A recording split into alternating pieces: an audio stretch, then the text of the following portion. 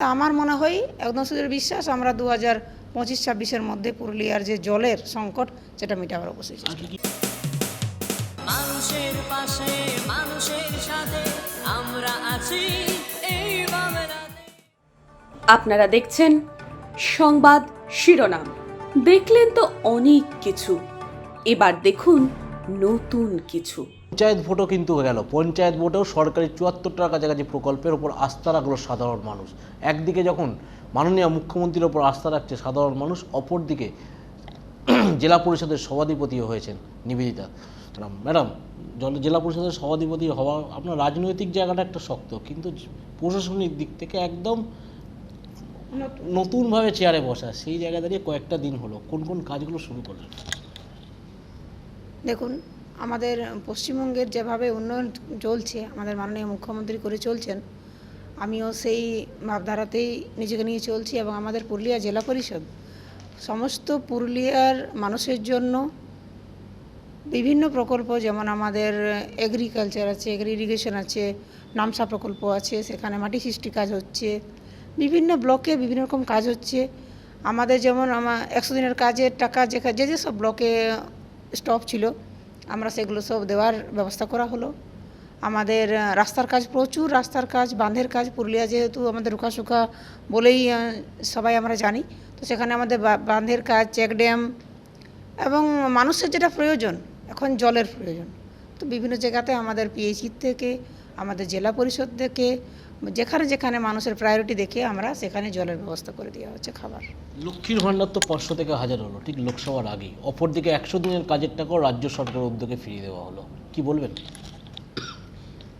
আমি সমস্ত জেলাবাসীর হয়ে মাননীয় মুখ্যমন্ত্রীকে ধন্যবাদ জানাবো প্রথমেই, কারণ উনি না থাকলে এই যে 100 দিনের কাজের উপর আমি বিশেষ নজর দেব। 100 দিনের কাজের যে টাকা, দেখুন 2021-22-এ কাজ করা, আমাদের পুরুলিয়ার মানুষরা সাধারণত খেটে খাওয়া মানুষ, তারা আমরা তো বাড়ি বাড়ি যাই, আমরা যেহেতু জনপ্রতিনিধি যাই, তখন ওদের একটাই অভিযোগ, দিদি আমায় কতদিন আগে আমি মাটি ফেলেছি, কেউ রাস্তার কাজ করেছে, কেউ হয়তো কোথাও গাছ লাগিয়েছে, তো টাকাটা আমরা পাইনি। দিদি আমাদের 30 টাকা, পুরুলিয়ার মানুষের জন্য 30 টাকা থেকে 300 টাকাটাও কিন্তু খুবই ইম্পর্টেন্ট, তা আমাদের যদি দেওয়ার ব্যবস্থা আপনি করে দিতে পারেন।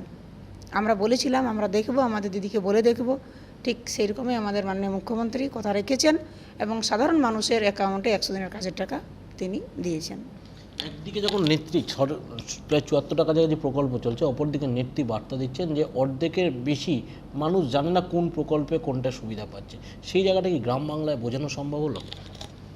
একদম, মানুষ এখন অনেকটাই সচেতন, সোশ্যাল মিডিয়া এখন মানুষের হাতে হাতে, কারণ অ্যান্ড্রয়েড ফোনের মাধ্যমে তারা দেখতে পাচ্ছে।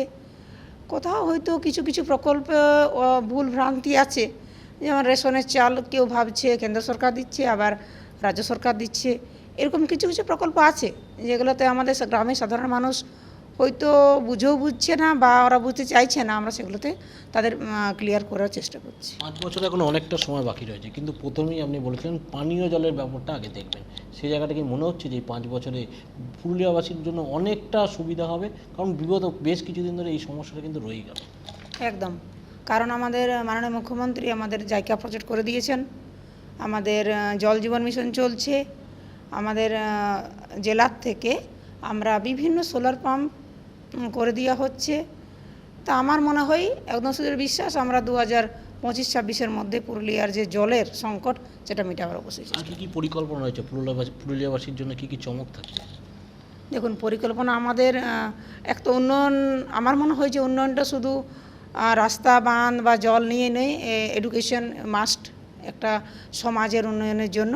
তো এডুকেশনের দিক থেকে আমাদের যতটুকু করার আমাদের প্রশাসনের থেকে আমরা অবশ্যই চেষ্টা করছি, এবং বিভিন্ন জায়গাতে পুরুলিয়া ছেলে মেয়েদের যে ট্যালেন্ট, সেই ট্যালেন্টকে কাজে লাগাবে, তারা যেন প্রপার একটু পুশ পায়, যাতে তারা বাইরে হয়তো কোথাও যেতে পারছে না কোচিং টোচিংয়ের জন্য, আমরা সেই কিছু কিছু ব্যবস্থা আমরা নেওয়ার চেষ্টা করছি, যে যদি ওদেরকে কিছু ট্যালেন্টেড ছেলে মেয়েদের যদি আমরা কিছু কোচিং করার ব্যবস্থা করতে পারি।